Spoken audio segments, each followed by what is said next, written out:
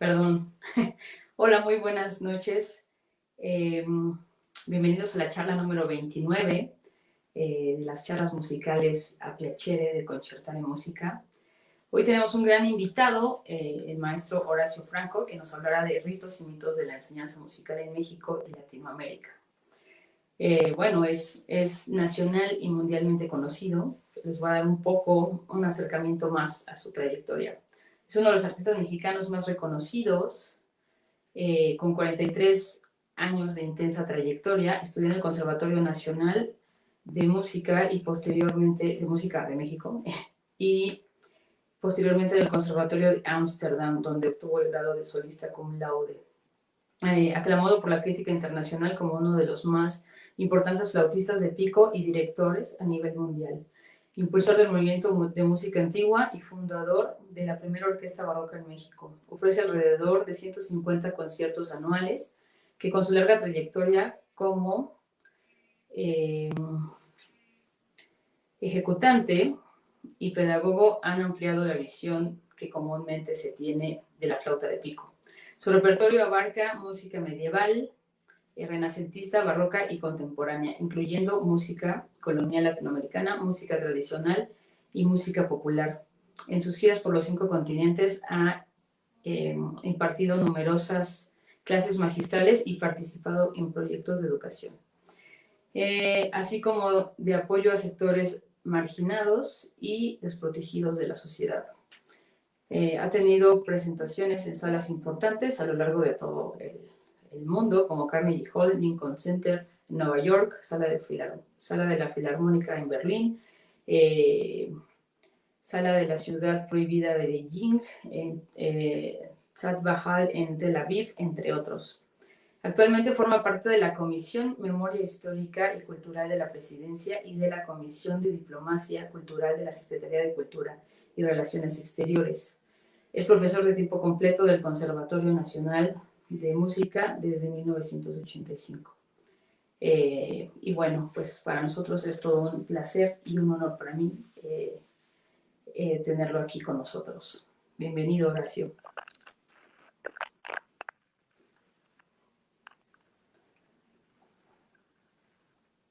Hola, ¿cómo estás? Buenas noches. ¿Me escuchas? Muy buenas noches a todos. Muchas gracias, Andrea, por esta invitación. Muchas gracias a todos los que se están conectando, que ya son bastantes. Tenemos 39 espectadores. Voy a contestar las preguntas que sean pertinentes, pero voy a empezar a hablar ya de una vez sobre el tema de la conferencia de hoy, ¿no? Ritos, mitos en la enseñanza musical de Latinoamérica y también de todo el mundo, porque finalmente somos una parte muy importante y muy poblada del planeta y tenemos muchas escuelas de música, muchos recintos donde se enseña la música. Primero que nada, como introducción, quisiera, si todos son músicos, todos son allegados a la escuela de la maestra Andrea, o alumnos de escuelas profesionales de música, quisiera sintetizar que para ser músico en la cuestión, en el tipo de música que nosotros hacemos, de la música clásica, de la música europea, primero que nada, pues que se debe llamar clásica, ¿no? Porque mucha gente dice la música de concierto, la música culta, la música arte.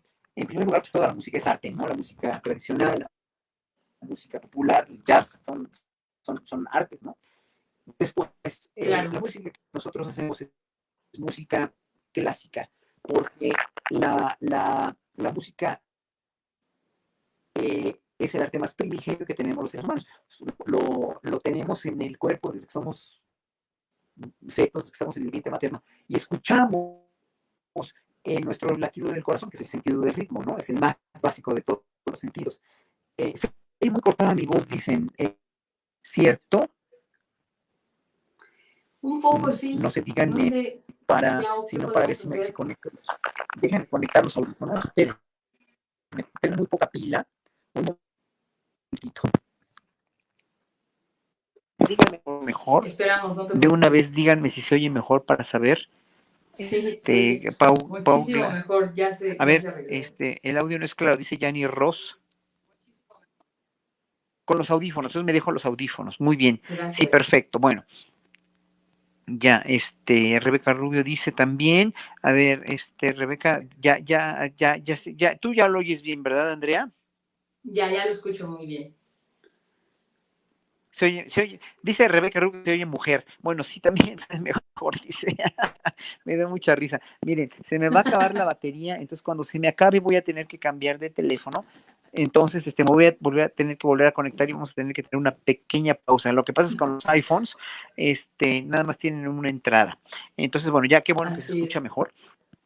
Rápidamente, voy a lo que me trujía Chencha. Gracias, Casia, gracias, Pau, gracias a Guillermina Herrera, gracias a José Olivos, gracias a Rebeca. Muy bien. Misael, muchas gracias. Ok, bueno, primero que nada, la cuestión con la música clásica, la música que nosotros hacemos en los... mi querida Alejandra Dabey, qué linda, qué gusto que esté aquí también. Bueno, la música es el arte más primigenio porque la traemos en el vientre materno. Somos música desde que traemos en el ritmo cardíaco, la frecuencia cardíaca, y después la música la traemos también por la misma fusión de nuestro corazón con el corazón de nuestra madre. Nacemos y lo primero que oímos son ruidos, sonidos que no nos dicen nada, pero que son alturas diferentes, y ahí nos vamos identificando poco a poco con la música. Somos música y es entonces el arte más primitivo. Pero fíjense nada más que las civilizaciones antiguas, los griegos, los romanos, los egipcios, los fenicios, los caldeos, los sumerios, los babilonios, los hindúes, los griegos, los chinos, los incas, los mayas, los aztecas, los olmecas, ninguna de las civilizaciones antiguas, nadie, ninguna de todas ellas le inventaron a la música una escritura. Hasta hace apenas 1000 años con la famosa mano de Guido d'Arezzo, el tetragrama para el canto llano, ¿no? Y después para la polifonía.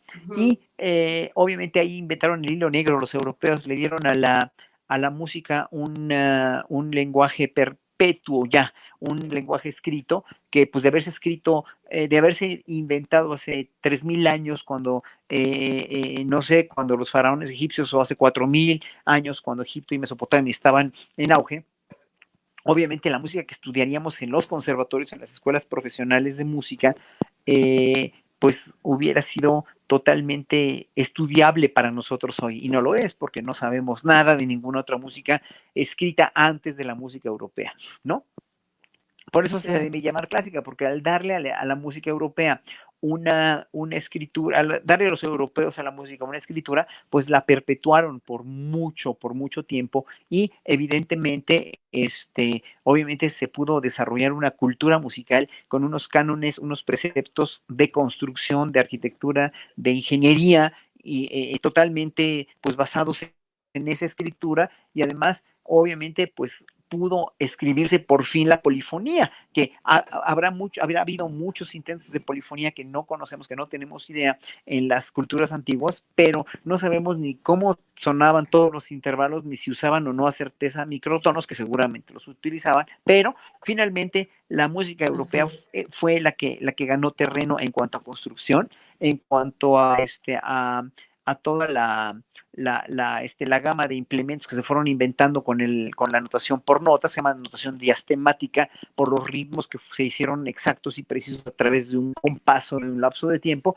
Entonces, obviamente, eso le dio a la música en Europa un desarrollo muy refinado, muy arquitectónico, muy de ingeniería, muy científico, dijéramos. Bueno, entonces, ¿qué es lo que necesitamos nosotros? Y no voy a ahondar mucho en ello porque ya lo he dicho en varias conferencias también.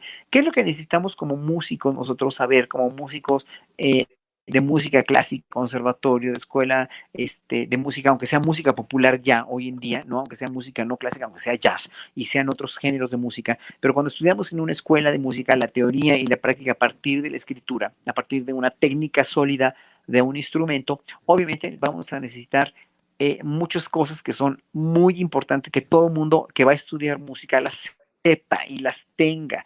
¿Por qué? Porque a partir de ahí se tiene que construir una carrera profesional de instrumentista, de director, también de compositor, si quieren también, pero ese es otro tipo de carrera, pero también, obviamente, en el siglo XVIII no estaban separadas, hoy por hoy ya están separadas composición de ejecución, pero un ejecutante o un cantante de un instrumento o de la voz tiene que tener una serie de requisitos que son muy importantes. El primer requisito de todos, que es una base, hagan de cuenta que es como una pirámide escalonada. Esa pirámide escalonada tiene como base, pues es la base de toda la pirámide, una técnica, una técnica resuelta, una técnica solvente, una técnica funcional. Yo le llamo técnica funcional porque funciona bien, ¿no? La técnica funcional es de las cosas más importantes que tenemos que tener en la música clásica porque obviamente los implementos, las metodologías, la manera de tocar un instrumento ya están sólidamente probadas a partir de siglos y siglos y siglos de demostración y son casi pues científicas, en realidad son cientificistas, ¿no? Y entonces, evidentemente eso hace que la música europea sea una música que requiere de una preparación técnica muy especial, o sea, no por nada el piano se toca con las digitaciones y con la manera de tocar y poner los dedos al teclado que se tiene acostumbrada, no por nada el violín se toca de una manera y se desarrolló a partir de los siglos tocando de varias maneras diferentes que los que son violinistas barrocos o clásicos o etcétera, pues deben saber, ¿no? No, todos los instrumentos de aliento han desarrollado técnicas que han sido sólidamente probadas a partir de siglos de experiencia y esa técnica la tenemos que tener resuelta. Una buena técnica siempre va a ser, y es ineludible eso, no hay salvoconductos, no hay nada que diga que no hay ninguna referencia a una buena técnica finalmente no te dé esa eficiencia para ser buen ejecutante. El que no tiene una buena técnica, por favor, búsquela. No hay de otra. O tienes una buena técnica funcional o no tienes nada. Para ser pianista, violinista, cantante, lo que sea, ¿no? Entonces, la buena técnica es lo principal. Eso, y vamos a empezar precisamente a discutir sobre cuáles son los problemas que hay en las escuelas de música, por eso le puse ritos y mitos, ¿no? Sobre la técnica. El primer peldaño es entonces la técnica. El problema con la enseñanza, ahora voy a la enseñanza, el problema con la enseñanza profesional de música, y voy a primero empezar con México y luego lo voy a extender, es que en las escuelas de música profesionales se tiene todavía aún con el atraso pedagógico que tenemos, que no es culpa tampoco nuestra al 100%, pero con el atraso pedagógico que se tiene en México, sobre todo en metodologías e implementación de metodologías de técnicas, es una metodología con la que aprendimos en los años 60, 70, 80 y todavía en los 90, ¿no? En muchas escuelas en las que estudiamos y los maestros que nos se aprenden y finalmente absorbieron toda esa manera de aprender, que es una manera muy vertical. El maestro tiene una verdad absoluta casi, ¿no? El maestro te enseña como te tiene que enseñar, como sabe que es la única manera, porque él aprendió de esa manera y no sabe otras. Y en un momento dado hay muchos factores que intervienen en la enseñanza maestro-alumno. La primera es fundamental porque es una cosa química, es una cuestión absolutamente química, de química personal.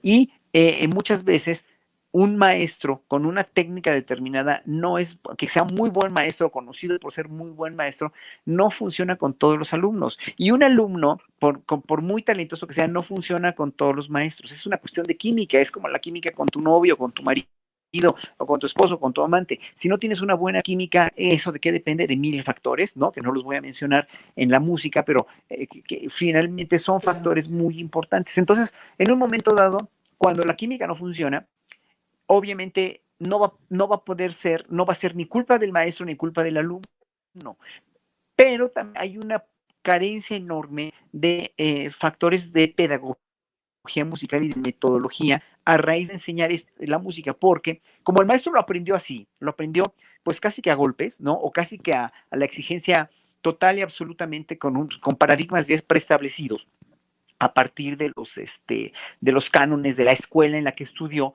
obviamente no hay cuestionamientos, ¿no? No hay cuestionamientos y no tienes derecho como alumno a salirte o a preguntarle a otro maestro si no te funciona. ¿Por qué? Porque las relaciones maestro-alumno en las escuelas son muy paternalistas, son absolutamente simbióticas en un momento dado, porque el maestro es el que somete al alumno en un momento dado y el alumno se somete al maestro y el alumno quiere ser regido por el maestro. El alumno siempre quiere, y eso es una de las metodologías más viejas que funcionan, sí funcionan para un alumno muy dotado y que funciona muy bien metodológicamente y químicamente con ese maestro, pero que en un momento dado, si el alumno tiene problemas de tensión, tiene problemas de concentración, tiene problemas de metodología, de cómo va a implementarse su metodología de estudio, etcétera, etcétera, de que no sabe, no tiene idea de cómo estudiar, de que no sabe cómo abordar una sesión de estudio, pues le pregunta al maestro y el maestro dice, cállate la boca y haz lo que yo te diga, ¿no? Entonces en un momento dado empieza una relación muy simbiótica y muy de aprobación, necesidad de aprobación del alumno, porque si el maestro dice que está mal, el maestro tiene que decir a huevo que está bien, a fuerza tiene que decir que está bien. ¿Por qué? Porque es lo que le va a dar al alumno la palomita o el touch. Y eso no funciona. ¿Por qué? Porque a lo largo de los años, a lo largo de muchos años, lo que hay es una, pues una relación una relación simbiótica de codependencia que cuando acabas la escuela, cuando acabas una universidad, un conservatorio, la FAM o la Superior de Música o la que sea, en un momento dado te das cuenta que no puedes vivir sin tu maestro y no sabes si está bien o mal lo que estás haciendo y no tienes ninguna referencia en lo que tú quieres hacer en la vida porque no te enseñaron a querer lo que tú quieres, ¿no? Ese es el problema. En las escuelas de música, la mayoría de la gente, de los maestros, nunca te enseñan, ¿no? Y eso pasaba mucho en los años anteriores en Europa y en Estados Unidos, pero nunca te enseñan a querer lo que tú quieres, o sea, cuál es tu personalidad y cómo vas a seguir tu carrera adelante, ¿no? Entonces, no, el problema con esto es que hay maestros que son en verdad muy cortos de mente y que no saben que su técnica no le funciona a ese o a esa alumna, por ejemplo, y en un momento dado les prohíben así terminantemente por ser los profesionales que son los más básicos y los menos, los menos recomendables, que tomen consejos de otros maestros o que se vayan a estudiar a otra parte o que pidan, o que vayan a un curso de verano y vean que hay otras cosas, ¿no? Muchas cosas, aunque los cursos de verano tienen sus bemoles y yo en un momento dado a veces los recomiendo y a veces no, ¿no? Los seminarios, cursos de verano, en realidad lo que te va a hacer tocar bien o tener una buena solvencia técnica, pues va a ser precisamente el tener esa técnica resuelta, esa técnica funcional, como les decía, que es el primer peldaño de la pirámide, pero pues si eso no te funciona y tú no sabes cómo decirle porque te da pena o porque el maestro es bastante histérico o es bastante tirano, que suele suceder, de que no te atrevas a preguntar a otro maestro porque te repruebo, ¿no? Porque finalmente le hiere su susceptibilidad y su vulnerabilidad y obviamente es muy entendible y muy razonable, pero también un maestro tiene que entender si un alumno no le funciona y el alumno sabe, el maestro que es talentoso, otra cuestión también ahí de captación de talentos en las escuelas, que podría yo pasarme horas hablando de eso, ¿no? De qué tipo de talentos captan en los exámenes de admisión y para qué, ¿no? En ese sentido, pues obviamente vas a estar busque y busque y busque tu camino y nunca lo vas a encontrar, ¿no? ¿Hasta ahí voy bien? O no sé si hay alguna pregunta, ¿no? Porque dice, bueno, sí puedo leer tantitas preguntas. Sí. Mira, tengo 10% de pila. Cuando se me acabe la pila voy a tener que cambiar de aparato a este otro y tener que desconectar y volverme a conectar. Ajá. Ok, no hay ningún problema. Si fuera tan amable, les voy a dar mi correo electrónico también a todos. Le voy a dar mi correo electrónico al chico que está controlando para que me mande, por favor, a este otro teléfono, a mi correo electrónico, me mande el vínculo, por favor, ¿sí? Claro, sí. Yao, por favor, te encargamos eso. Mi correo electrónico es, horacioFrancoFlautista@gmail.com. ¿Lo tienes, Yao? Horacio Franco Flautista.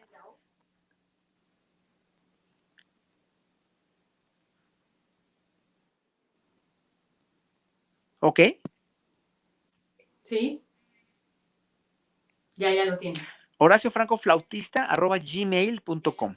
Perfecto. También ahí me pueden escribir los que quieran para platicar o para saber, entablar preguntas o tópicos que ustedes quieran, ¿ok? Bueno, perfecto. Entonces me conecto con este que tiene un poquito más de pila, tiene 36%, mientras pongo a cargar este. Bueno, entonces vamos a lo que Ok. sigue, pues, ¿no? Gracias a todos por sus palabras, ¿ok? Entonces, dices Casio González, tal vez me desvío un poco de la enseñanza, pero esta química que me mencionó Horacio Franco es recomendable a la hora de trabajar en duetos, tríos, cuartetos o no necesariamente. Por supuesto que sí, obviamente. ¿Y de qué manera se desarrolla esta química dentro de una orquesta? Ya decir de la química dentro de una orquesta es muy difícil porque la colectividad finalmente lo que hace en una orquesta sinfónica o en una orquesta de cámara es finalmente hacer un trabajo colectivo de, ahora sí que de gallinero, dijéramos, ¿no? Pero un gallinero obviamente muy bien calificado, de obreros altamente calificados, donde todo el mundo tiene que cuadrarse a lo que diga un director o un líder, ¿no? Entonces, obviamente ahí ya Claro. obviamente es más difícil la democracia, pero en las orquestas más pequeñas, en los tríos o cuartetos, obviamente pues tiene que haber una discusión de lo que se quiere y de lo que se tiene como encomienda para al hacer música, ¿no? Entonces, obviamente ahí hay muchos elementos de cuestión de personalidades, de cuestión de químicas, pero muy bien, por ejemplo, digo, yo me enteré que uno de los cuartetos más importantes del mundo en los años 70, ¿no? No me acuerdo si era el cuarteto Amadeus o Melos, no me acuerdo cuál de ellos era, pero que se odiaban a muerte, tenían que trabajar juntos porque pues era el cuarteto, ¿no? Uno de los mejores cuartetos del mundo, Wow. y que incluso cuando viajaban y daban conciertos, ¿no? No se hablaban ni pedían estar en hoteles diferentes, ¿no? Porque no se toleraban. Bueno, obviamente, y al hacer música, pues la hacían bien, ejecutivamente bien, ¿no? Aunque dijéramos, ¿no? Y obviamente, pues no te tienes que llevar bien la condición, eso se llama condición humana. Y la condición humana es independiente de lo que tú quieras como como músico, de lo que tú quieras perdón, como estudiante de música que necesita una técnica. La condición humana aquí sí es válida más, pero de maestro a alumno, no ya en conjunto. Y aquí la condición humana Claro. obviamente delimita y va moldeando cómo va a ser tu relación con tu maestro, ¿no? Entonces, el problema, como les digo, con los maestros es que aprendieron toda una manera vertical y toda una manera dogmática y toda una manera muy escolástica de enseñar música, ¿no? Y de finalmente hacer talentos o desarrollar los talentos de una manera con una metodología muy aprendida, muy preestablecida, que no siempre le funciona a todo el mundo. Bueno, hasta ahí voy bien. Entonces, ese es el primer Sí, peldaño solo de la te pirámide. puedo O sea, pasar dos preguntitas. Un favor, claro que sí.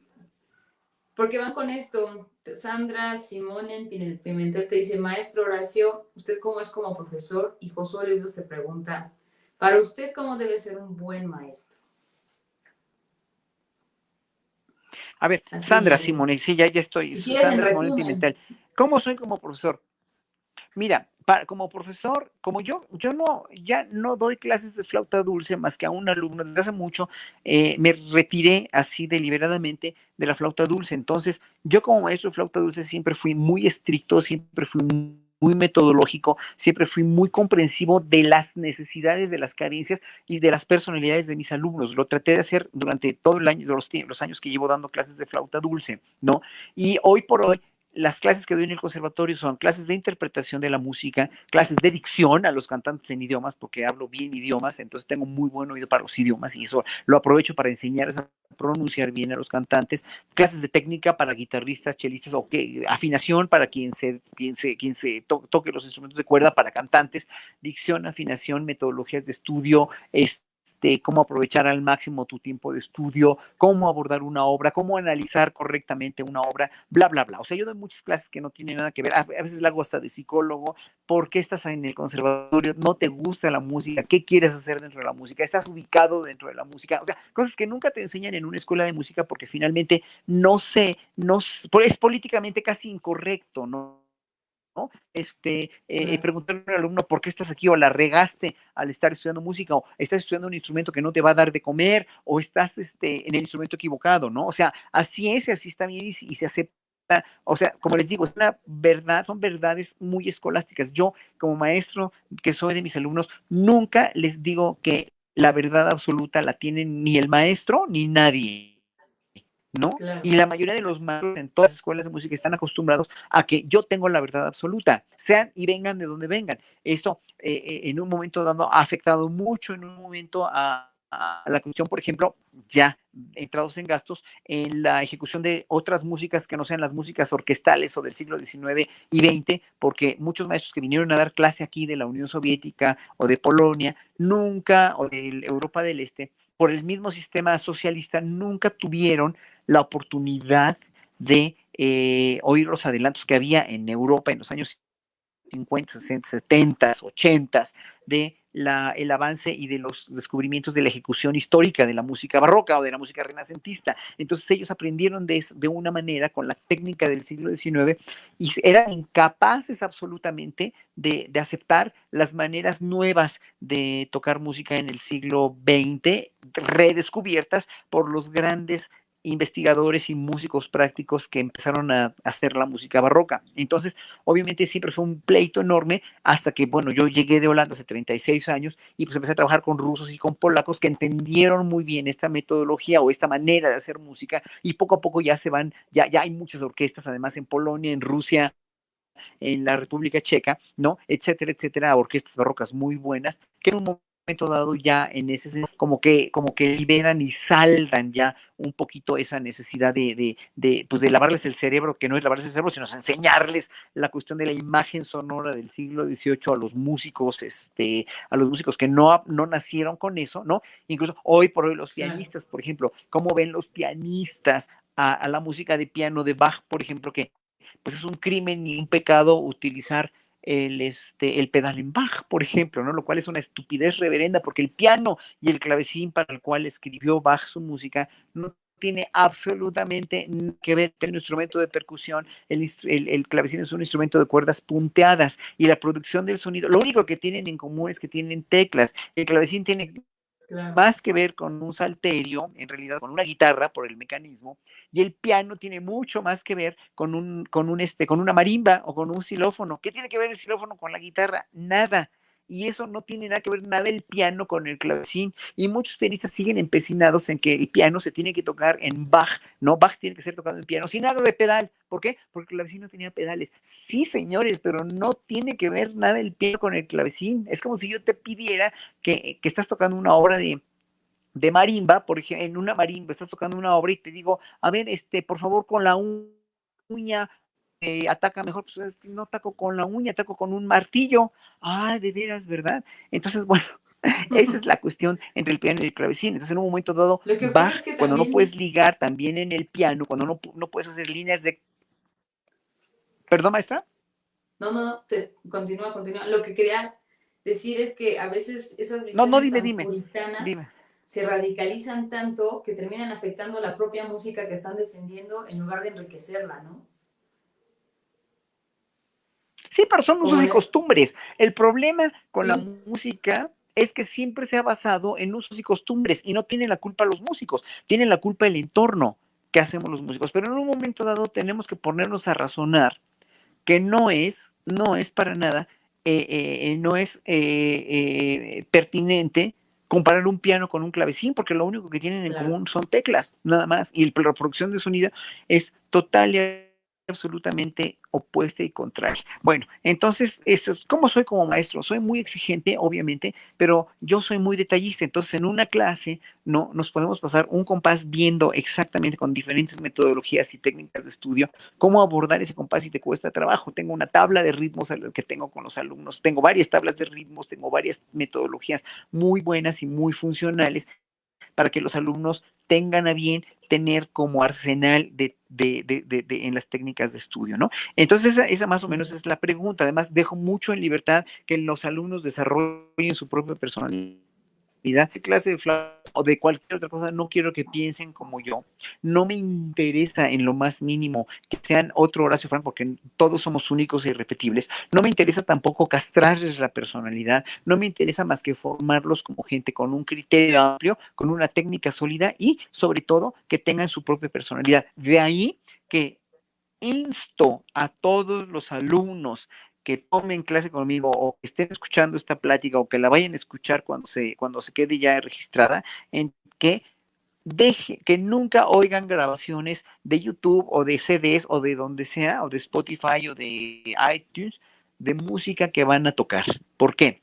Porque yo soy un maestro, como maestro, la primera cosa que le digo a los alumnos que van a tomar clase conmigo de cualquier cosa es: deja que la partitura te hable, deja que el compositor te diga lo que quiere a partir de su grafía, para que el compositor entable, o para que tú más bien entables una relación con el compositor, para que tú veas lo que la partitura necesita a partir de la escritura y tú tengas a bien poner una versión que sea tuya a partir de lo que el compositor, a partir de lo que el compositor escribió.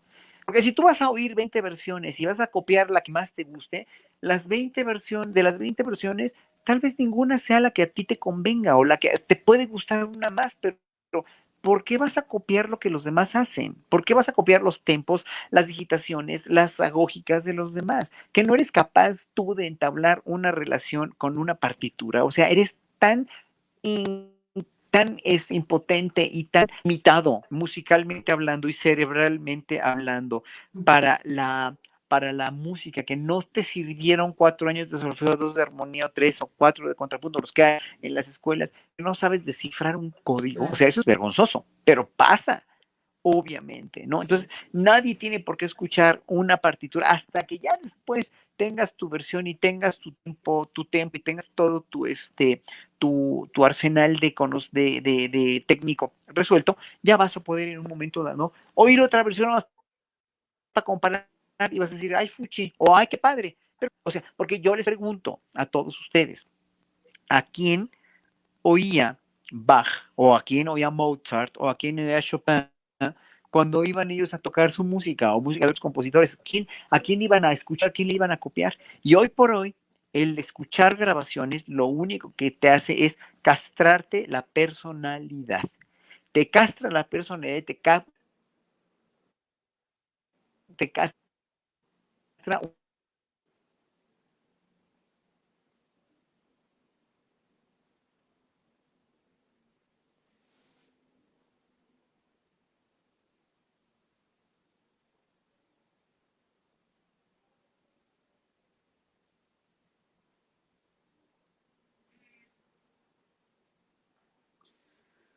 Ok, vamos a esperar a que el maestro Horacio se conecte de nuevo. Al parecer,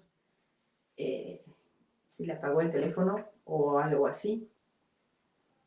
Ahora compartimos sus inquietudes, las que ya tenemos registradas.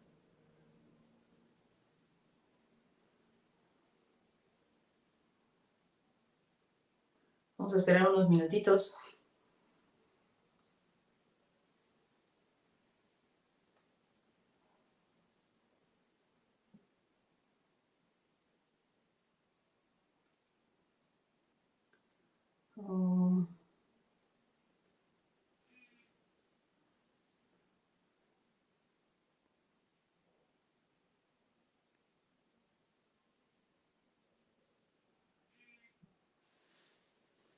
Bueno, mientras los invitamos a que pueden seguir escribiendo y compartiendo sus inquietudes, comentarios, saludos.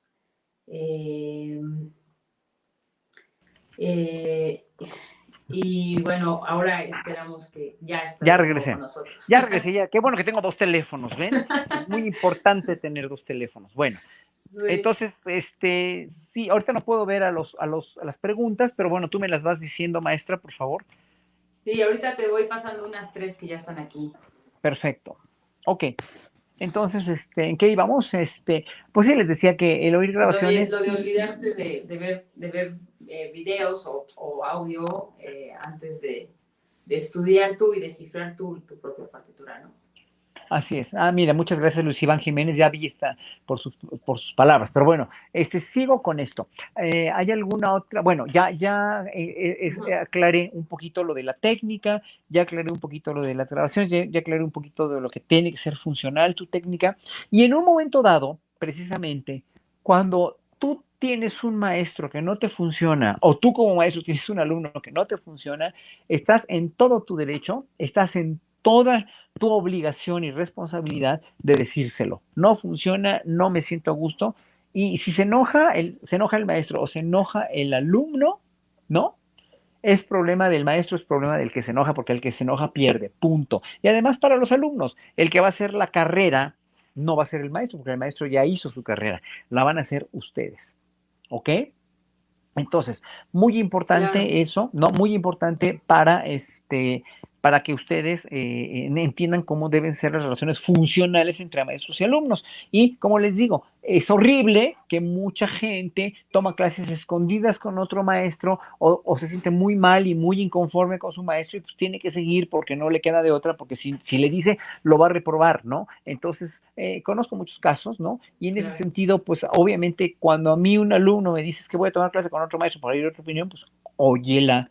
Todas las opiniones son válidas. ¿Por qué? Porque otra vez les digo lo mismo. Una de las cosas con la que a la chica que me preguntaba que cómo era yo como profesor, yo siempre digo, nadie tiene la última palabra en la música, ni un maestro, ni nadie más que la partitura. Y por eso es tan importante, por eso es tan absolutamente, total y absolutamente funcional y recomendable que uno tenga una relación con la partitura, antes que oír cualquier grabación, antes que oír cualquier cosa. Y como cuando eres un chavito de 11, 12, 13 años que no tiene idea, pues obviamente le vas a enseñar, le vas a dar la metodología a los niños para que empiecen a escuchar, digo, a tocar, a descifrar la música y tú mismo como maestro, cuando eres maestro de un alumno de primero o segundo año, pues les vas a ir diciendo cómo, ¿no? Y les vas a enseñar esa lógica. Como aprendió Mozart, como aprendió Bach, como aprendió Haydn, como aprendieron todos. No a partir de, escucha esa grabación y sácalo así a ese tiempo, de esa manera. Es totalmente, totalmente aberrante, porque no fue la Claro. manera normal ni la manera humana de aprender la música. ¿Ok? A ver, ¿alguna otra pregunta? Y aquí ¿Sí? es, ¿Ok? ujú, te escucho. Ajá. No, y Sí, aquí es escuchen. donde muchas veces hay que limitar, no estoy en contra de la tecnología, yo creo que la tecnología nos sirve muchísimo para facilitarnos la vida en muchos sentidos, pero yo me he topado con alumnos que para aprender intervalos o no sé, escalas, lo que quieras, me preguntan si hay una aplicación. Y yo así de, no, o sea, yo a veces tenía antes que copiar un montón de libros, leerlos en el transporte, leerlos en la noche, desvelarme o levantarme muy temprano. Ahora tú puedes tener todo en PDF, es muy bueno y todo, pero ya al grado de que tengas que tener herramientas y herramientas y herramientas para ayudarte a materializar en ti, pues lo que es meramente elemento de estudio y que no lo vas a complementar, compenetrar también si te conectas directamente con la música, ¿no? O sea, Ujú. yo creo que ahí es donde creo que tu idea de no ver videos o audios o escuchar audios va muy de la mano, ¿no? Con realmente involucrarte con la partitura y no andar buscando atajos que pues realmente también otra de las cosas que luego yo les pregunto a mis alumnos es si realmente te apasiona, lo quieres hacer todo el día. ¿Por qué te vas a buscar un atajo para gastar menos tiempo, no? Porque no le quieres dedicar tanto o te aburre. Pues entonces ahí la pregunta es si realmente quieres estar aquí, ¿no? Claro, Y claro, surge otro problema, ¿no?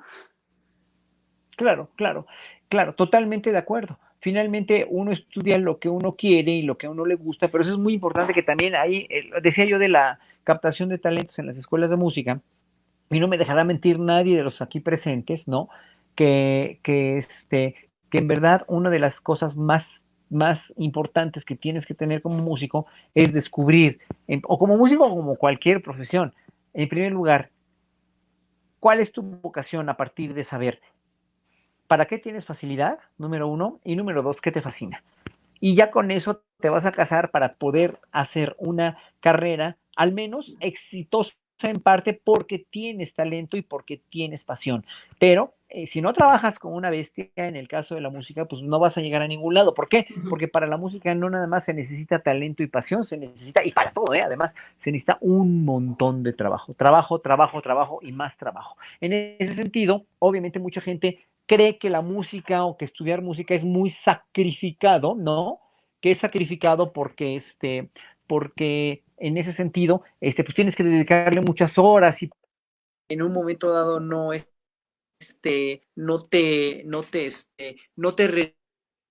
reditúa vivir que serte tan fácilmente como sería de otras cosas, tampoco, o sea, político, pero finalmente pues, lo más importante, lo que te deben educar, lo que te deben educar para ser es para ser feliz, no para ganar dinero, no para ganar tanto dinero, ni para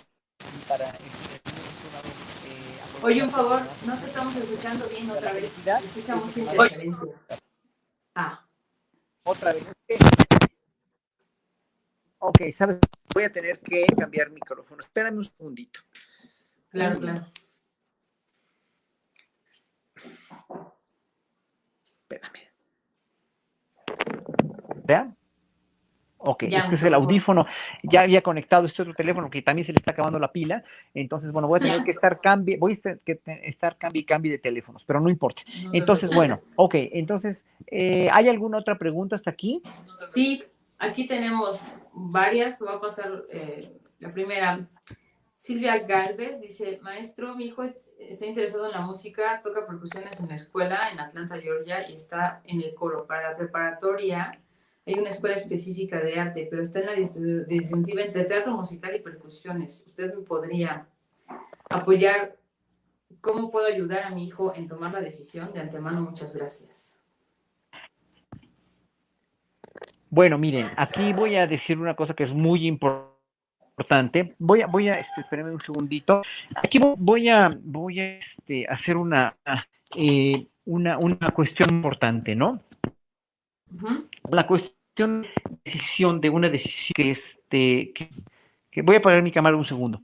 La cuestión de una decisión Claro. de vida para un muchacho, para un adolescente que no sabe, es finalmente que decida el muchacho, que decida el chico, que decida el alumno, finalmente, ¿qué le gusta más? Porque algo le va a gustar más, obviamente, ¿no? Entonces, en ese sentido, yo lo que es hacer con él de veras un scouting de para qué tiene más facilidad y qué.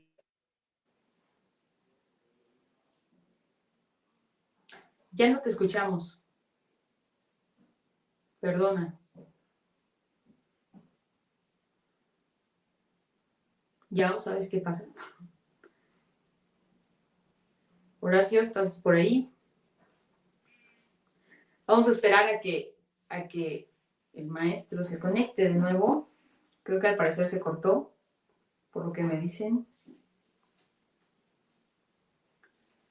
Uh-uh.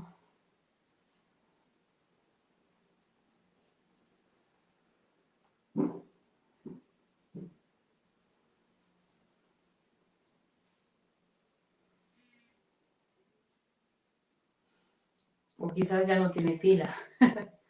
Vamos a ver. Mientras, prometo pasar todas sus inquietudes. La de Misael está pendiente. Luis Iván, ya, gracias. Maestro. Sandra Simonen, también. Ahorita la pasamos. Erika Mesa. Federico Carmona Chillón. También lo vamos a pasar. Todos los que nos escriben. La maestra Glay, que estuvo 8 días con nosotros. Muchas gracias por acompañarnos hoy. Silvia Galvez, otra vez. Muchas gracias. Creo que ya está regresando. Sí, perfecto. Bueno, te perdimos en la respuesta de la elección Un momento. de la vocación, no te preocupes.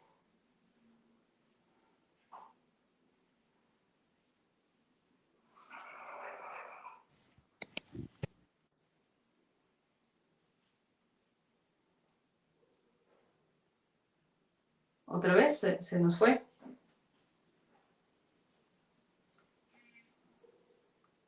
Sí, se fue. Bueno, vamos a esperar a que se reconecte con nosotros.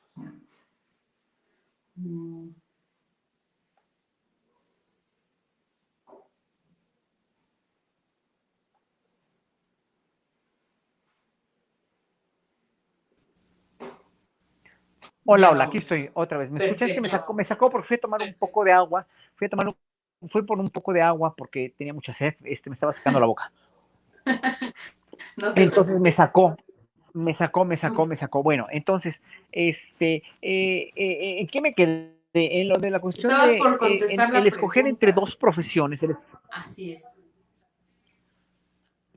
Ah, entonces, en ese sentido, como está en teatro musical o percusiones, pues que escoja el chico qué le gusta más, cuáles son las ventajas de estudiar percusiones para él, qué le apasiona más, para qué tiene más felicidad, o si de plano se va a hacer teatro musical. Si tiene una buena voz, si tiene Claro. facultades y talento para cantar, no es nada más que te guste el teatro musical, sino que en un momento dado pues, tengas esas aptitudes.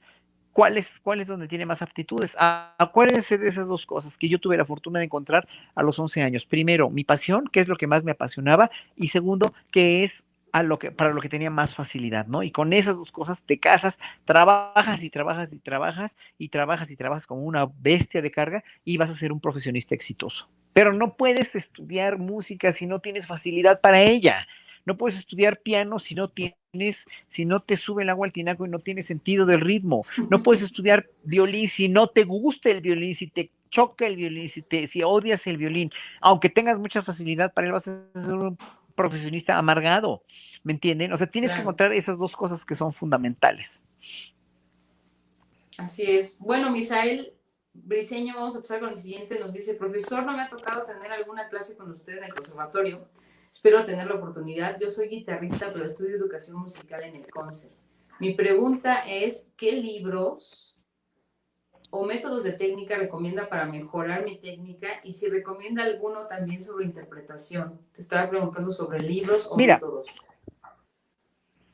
sí, mira, Misael, hay muchísimos textos a que recurrir, pero finalmente lo que te da en verdad una buena técnica no son libros, o sea, no son métodos de guitarra o métodos de flauta o métodos de violín que sí están bien escritos o están bien pensados, pero es la manera en que los vas a abordar, ¿me entiendes? No hay salvoconductos en ninguna de las áreas de música. No hay salvoconductos de que si estudias con un método vas a aprender mejor. No, es el método eres tú mismo. El método eres tú mismo. Miren, voy a quitar, ya este teléfono se le está acabando la pila también, entonces voy a conectarlo y me voy a quedar con el sonido ambiental a ver si me oyen bien y si no me... Por favor, a ver, Ok. aquí estoy con el sonido ambiental, no sé si se corta. ¿Se corta mucho? No, no se corta. Ahorita escuchamos mejor. Andrea, ¿me escuchas? Sí, sí, todo bien. Te escuchamos bien. Perfecto, muy bien. Entonces ya está ahorita el teléfono ya está conectado, entonces ya me quedo con este teléfono y el otro se sigue llenando lentamente. Pero bueno, ok, si me explico, en ese sentido, la cuestión de interpretación también, o sea, de interpretación de música hay muchos libros desde el siglo XII, XIII, hay métodos de cómo estudiar o cómo, más bien, cómo hacer música, ¿no? Cómo construir música y cómo tocar la música. Y en un momento dado, yo lo he visto y me lo he demostrado una y otra vez. No hay una panacea de ningún tipo que te diga o que te enseñe a interpretar bien la música. Ni la música barroca, ni la música contemporánea, ni la música clásica, ni la música renacentista. ¿Por qué? Bueno, los de música medieval y renacentista nunca te dicen cómo tocar o cantar la música, sin ningún dato de nada en las músicas más antiguas del barroco, pero en un momento dado hay muchos tratados ya del barroco para acá que te dicen cómo tocar la música, ¿no? Y en un momento dado he leído muchísimos yo en mi juventud y después de mi juventud, habiendo consultado muchos tratados y muchos libros, la mayoría de los libros sobre cómo ejecutar música se contradicen enormemente. ¿Por qué? Porque es la condición humana de la individualidad, ¿no? En un sentido, por ejemplo, voy a poner un ejemplo de la música barroca, en el uso del vibrato, por ejemplo, ¿no? Francesco Geminiani, en su libro de How to Play the Violin de 1641, en 741, perdón, el año que murió Vivaldi, Geminiani publica este libro en Inglaterra, porque se nacionalizó en inglés. Geminiani publica este libro, ¿no? Y dice que el vibrato, que hay que usarlo en todas las notas indiscriminadamente en el violín, ¿no? Mientras que tratadistas de misma época, un poquito antes, Georg Muffat, por ejemplo, en su libro sobre el violín, pues dice que el vibrato al que llama trino, porque es un trino, pero es estrecho, un vibrato que haces con un dedo solamente, ¿no? El trino estrecho, hay que usarlo solamente en las notas que requieran de una atención especial o que sean una distancia que no ha resuelto antes de que resuelva, etcétera, etcétera. Se van contradiciendo siempre y una de las cosas más chistosas en las que me baso siempre para no denostar, al contrario, lo respeto mucho, pero lo respeto como obras de mera consulta y no de formación, ¿no? Me da mucha risa es que la mayoría de todos aquellos que escriben libros sobre cómo ejecutar música, siempre les van a acabar diciendo, al final, en el epílogo, les van a decir, lo que el autor de este libro trató en este libro, ¿no? Lo que el autor trató en este libro es meramente una opinión personal del autor, pero una buena ejecución siempre dependerá del buen gusto del que la ejecute. Goodbye. O sea, Claro. casi todos acaban en eso, porque es cierto, ¿no? Tempos. O sea, si ustedes ven, vamos a remitirnos a las grabaciones. Tú que eres guitarrista, si Misael, ves en una grabación un preludio de Villalobos, un estudio de los de Villalobos, tocado por Julian Brim, o luego el mismo tocado por Manuel Barrueco, luego el mismo tocado por David Russell, el mismo tocado por Juan Carlos Laguna y el mismo tocado por, no sé, cualquier otro guitarrista, por Sharon Isbin de Estados Unidos, cualquiera de estos, todos van a tocar diferente, todos van a tocar a tempos diferentes, con agógicas diferentes, con personajes diferentes. ¿Por qué? Porque todos somos diferentes. ¿Quién tiene la última palabra? Nadie.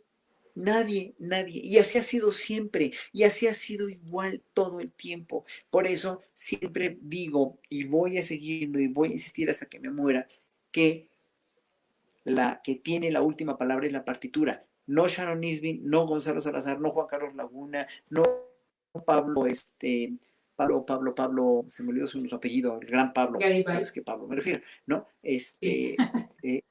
Garibay, ¿no? El gran Pablo Garibay. No Julian Brim, Exacto. no Segovia, no, nadie tiene la última palabra. Solamente es tu relación con la partitura la que te va en un momento dado a hacer que toques bien o que toques una ejecución que nada está tampoco. Una ejecución buena o una ejecución funcional es aquella en la que tienes la técnica resuelta y sabes lo que estás diciendo. Y voy ya al segundo peldaño de la pirámide. El segundo peldaño de la pirámide es No, ¿me puedes tener una permitir buena técnica tantito musical. para que te comparta Aquel, otras inquietudes? ¿eh? ¿Te puedo compartir algunas otras que van con esto? Claro, No. Ah, claro. Eh, me voy a saltar algunos y al rato te comparto todos los comentarios, pero aquí Raúl Ramírez nos dice, una vez encontré al maestro en la calle y le comenté, mi mamá, la que me acompañaba, no me deja estudiar música y el maestro le dirigió unas palabras y hoy estudio educación musical. Ese es otro punto muy importante que ojalá podamos tratar un poquito más Ah, qué adelante. padre. Qué padre. Muy bien. Sí. Bueno, pues Y me da mucho Lakshmi gusto. Casasola dice, ¿cómo sería conveniente distribuir el tiempo de estudio?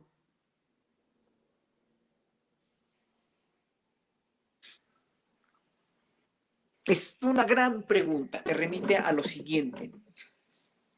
Uno de los mitos más grandes de la música, de la enseñanza musical dogmática, es precisamente que si no estudias 8 horas, eres un idiota. Si no estudias 9 horas, eres un fracasado. Y las 9 horas las tienes que estudiar huevo, perdón mi francés, a seguidas, sin comer, o sea, como un idiota, como un maniático. Entonces eso ha hecho mucho, mucho daño a muchos estudiantes que finalmente no tienen ni la capacidad ni la retentiva, aunque sean muy talentosos, ni la retentiva ni la capacidad para poder estudiar durante 8 o 9 horas seguidas. Es decir, ¿qué es lo que pasa? Lo que pasa es que cada persona es diferente y todos somos únicos e irrepetibles. Al ser únicos e irrepetibles, lo que sucede es que tenemos sistemas muy diferentes, ritmos circadianos muy diferentes, ¿no? Lo que se conoce como ritmos circadianos, si no saben, investiguen lo que es, ¿no? Cómo va funcionando nuestro organismo a través del día. Y en un momento dado, todos tenemos una manera diferente de aprovechar el tiempo. Lo que se debería de haber aprendido desde siempre es que, no, es que una sesión exitosa de estudio depende de la eficiencia de esta. Es decir, una sesión de estudio que es exitosa y aprovechable no tiene que ser a 7 u 8 horas seguidas si no puedes. Es decir, y si no tienes el tiempo para ello, ¿no? Porque muchas veces también los maestros te latiguean y te sobajan y te dicen, ¿cómo es posible que estudies música y no tengas tiempo y no sé qué y no sé cuánto? No, pero espérame, tengo que trabajar, pero espérame, tengo que comer, pero espérame, tengo que 20 materias, y tengo otra carrera o tengo estoy en la prepa o lo que sea, ¿no? Y en ese sentido, es muy desgastante para un alumno tener que cumplir con 3, 4 horas seguidas de estudiar si no te funcionan. ¿Ok? Hay gente a la que sí, gente a la que no. Entonces, tú mismo debes descubrir cómo están tus ritmos circadianos, cómo están tus bajas y altas de energía, cómo están tus horarios para poder estudiar durante media hora una cuestión. Voy a estudiar hoy, paso del dedo si eres pianista, por ejemplo, fuerza, equilibrio de fuerza entre el 3 y el 4, que son tan difíciles de ambas. Estudias un pasaje que vaya con eso, ahí está tu método, en el pasaje de la obra X, ¿no? Lo estudias con un montón de ritmos, con un montón de tablas, las tablas de ritmo que les decía que yo tengo, y finalmente ahí vas a haber estudiado, ya se te fue una hora, media hora, ¿no? 40 minutos en estudiar ese paso. Al rato, si eres pianista, pues vas a estudiar una obra más o menos completa en relación a la digitación, vas a estudiar otra obra. Te vas después a comer, te vas a la clase de solfeo, de armonía o lo que sea, regresas a estudiar otra media hora con otro tipo de tópico, otro tipo de la memoria. Ah, chinga, pues ahora sí voy a tratar de aprenderme de memoria o a digitar otra obra o lo que sea. O sea, no tiene que ser todo de una manera absolutamente seguida. O sea, todo tiene que tener un ritmo y una velocidad y una trayectoria diaria que sea diaria, obviamente, porque no perdona, obviamente, es una cuestión de acondicionamiento físico, somos artistas de condicionamiento físico. Entonces, lo más importante es que esa sesión de estudio sea éxito, aparte de lo funcional que sea. Si ya resolviste ese pasaje de dedo 3 y 4, o si ya resolviste la memorización de este pasaje, si ya resolviste eso, que te va a costar días enteros saberlo, es que tu sesión de estudios funcionó. ¿Me entienden? Pero a la mayoría de los chicos en las escuelas de música, que todo sale por repetir una y otra y otra y otra y otra vez la misma pinche obra que acabas odiando y que dices, es que no me sale. Claro que no te sale porque no supiste tomar los extractos de la obra que son a estudiar y no hiciste un método, como me preguntaba Misael, no hiciste de cada pasaje difícil, de cada paso de notas difíciles, no hiciste un todo. Ahí están los nodos dentro de esas dificultades de las obras. Ok, muchas gracias. Pues si quieres seguimos al siguiente punto y más adelante agregamos más comentarios.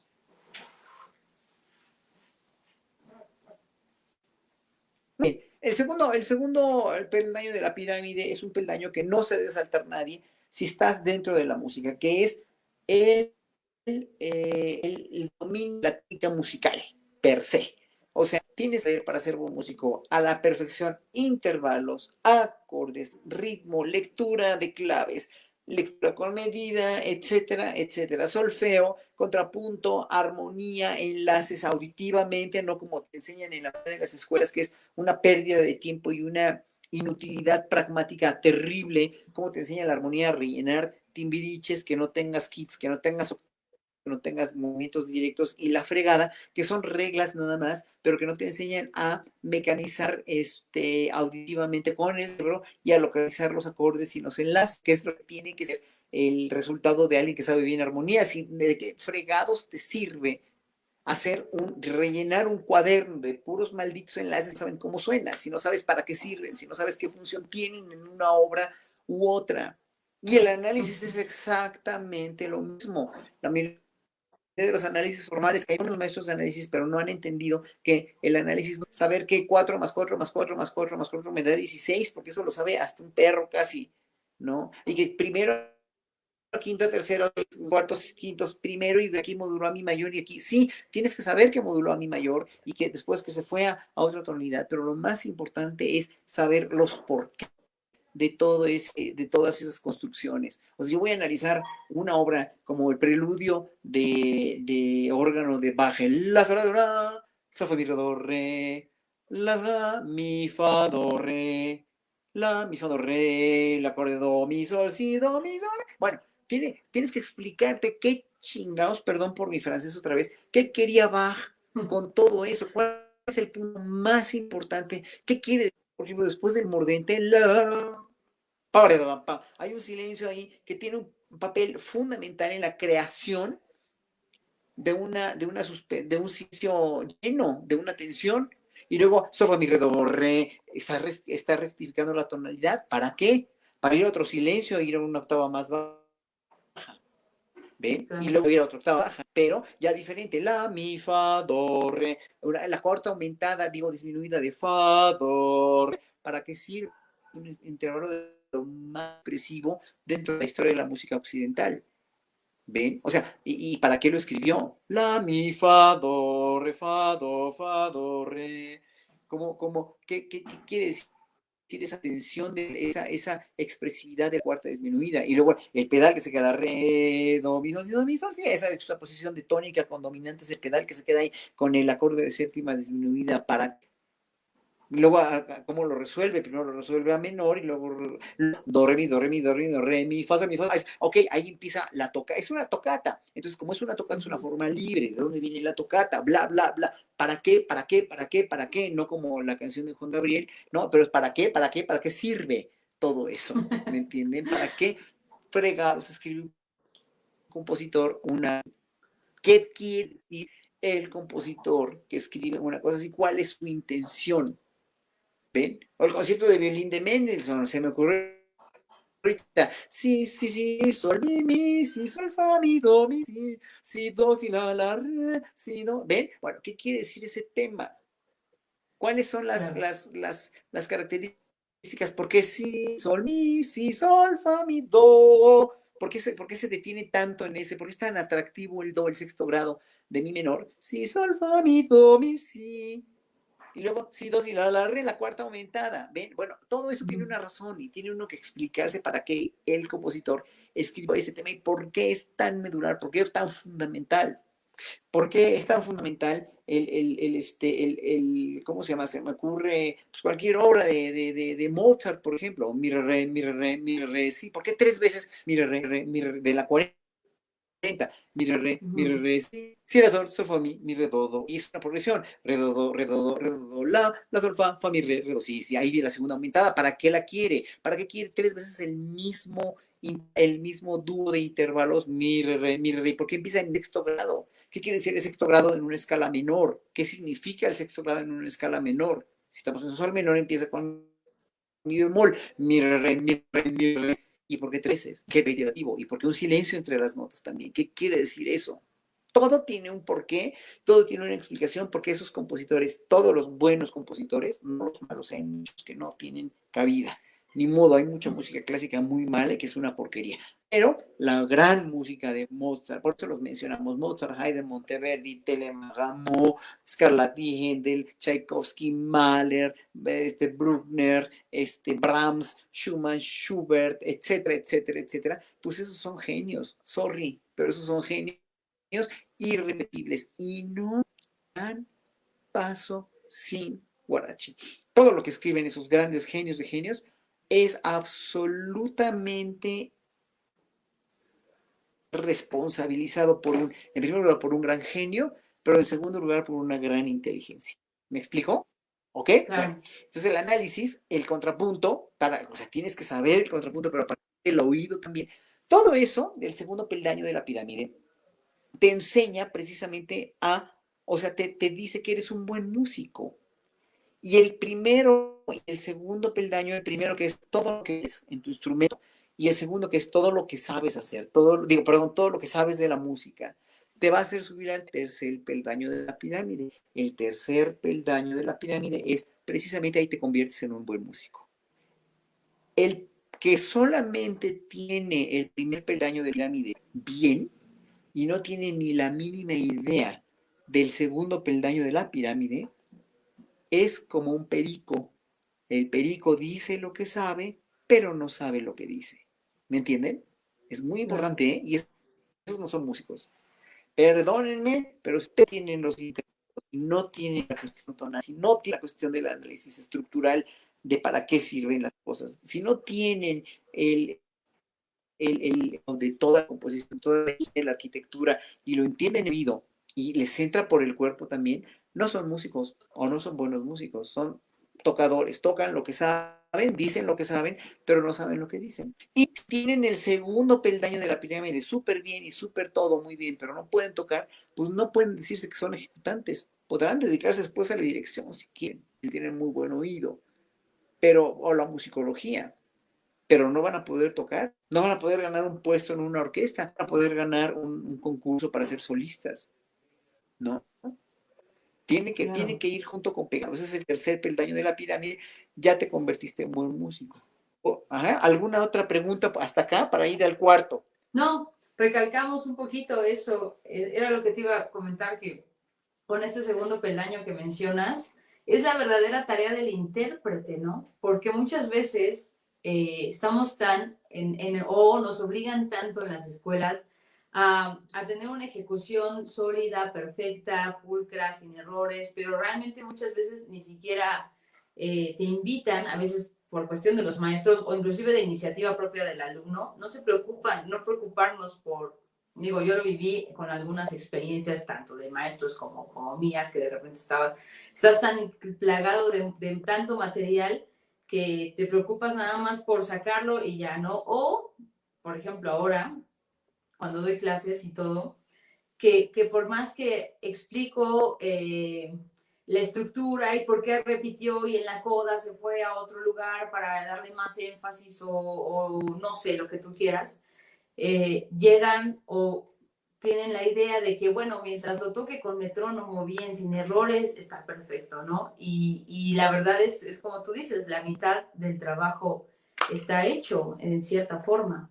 Además de que interpretativamente, pues todo lo que mencionas es sumamente importante porque eh, solamente decir las notas, como lo mencionas, pues te hace carecer para empezar de la intención del compositor, del estilo estético, de si estás tocando barroco, clásico, contemporáneo, romanticismo, etcétera.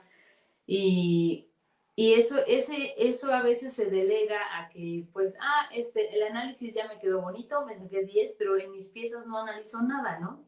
Entonces, ese trabajo sí es, bueno, sumamente importante y qué bueno que lo recalcas. Aquí Tati RCA nos dice, buenas noches, nuevamente es un placer estar con ustedes, gracias, es tan interesante y agradable charla.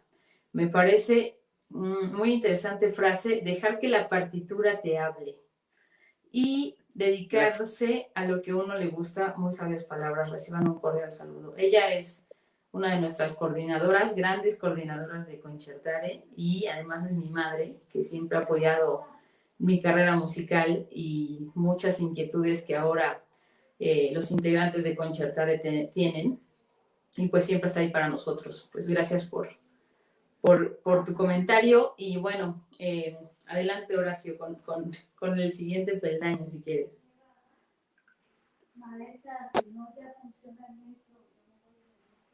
Sí, sí, ya estoy en el chat de nuevo, ya puedo ver las preguntas también. Ok. Muy bien. El tercer peldaño te convierte en un músico, ¿no? Te convierte en un buen músico y ya no nada más tocas, ya no eres el perico de que dices lo que sabes, pero no sabes lo que dices.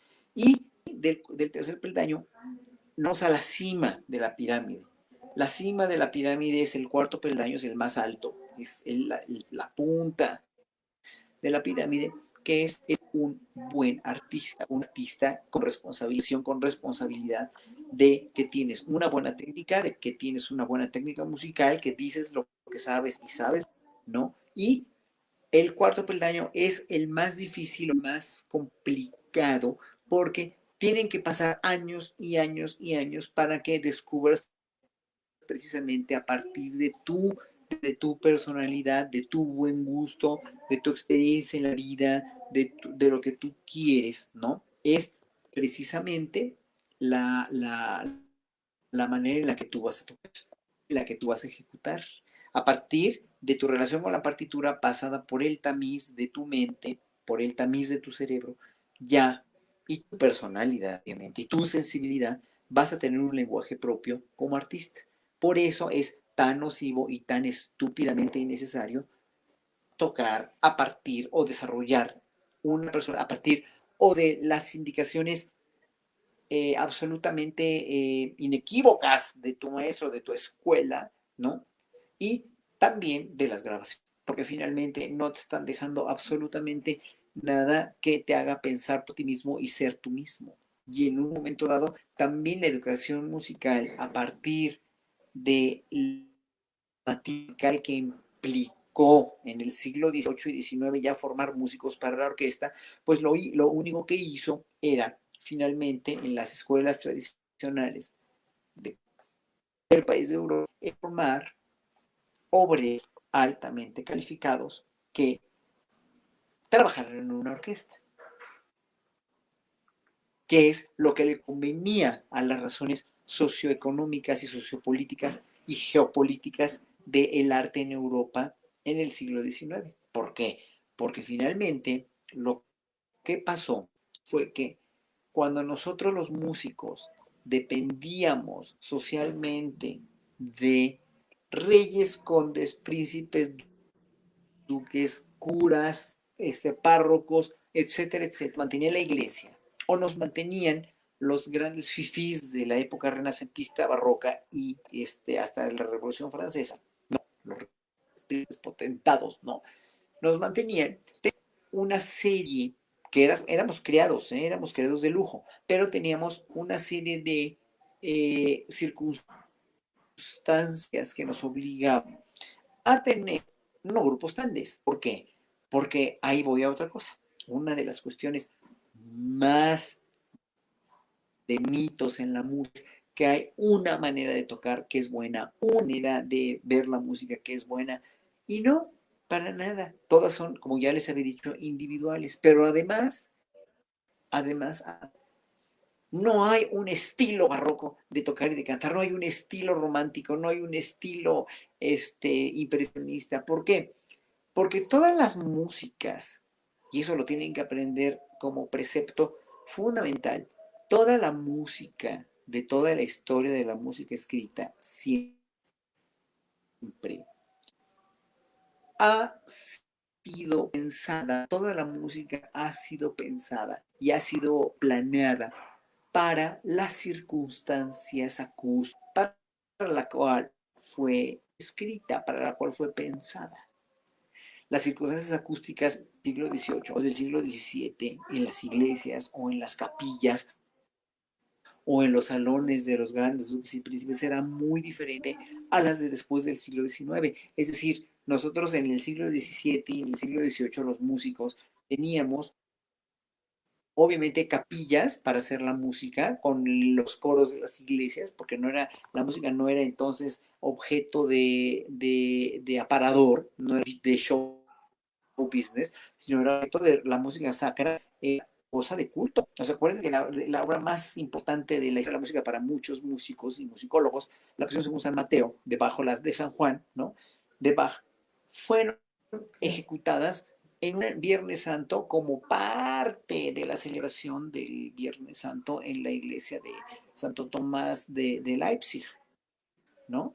La gente fue ese día a rezar y a escuchar a Bach, a rezar y no a escuchar hacer la canción. Si la oyó es por casualidad, porque el maestro de capilla estaba trabajando ahí y estaba en el coro, ni lo veían.